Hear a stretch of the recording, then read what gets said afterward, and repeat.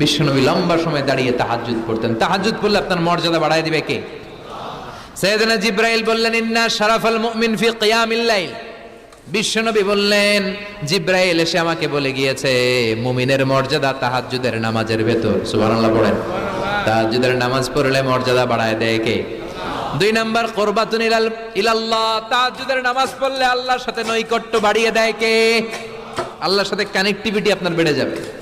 তার মানে তাহাজ্জুদ পড়লে মর্যাদা বেড়ে যায়, আল্লাহর সাথে সম্পর্ক বেড়ে যায়। বিশ্বনবী বললেন, মানহাতুনা আনিল ইসিম। তাহাজ্জুদের নামাজ পড়লে তাহাজ্জুদের নামাজ আপনারে পাপ কাজ থেকে বাধা দিবে। সুবহানাল্লাহ পড়েন। তাহাজ্জুদ যারা পড়ে এরা পাপ কাজ করে না। চিল্লায় কোন ঠিক কিনা? 4 নম্বরে মুকাফফিরাতুন লিসাইয়্যাত। পাপ আর অন্যায় যদি কিছু হয়েও থাকে, তাহাজ্জুদের নামাজ পড়লে তাহাজ্জুদের নামাজ পাপগুলোরে ধুয়ে মুছে সাফ করে দেয়। এজন্য তাহাজ্জুদ পড়ার দরকার আছে না নাই?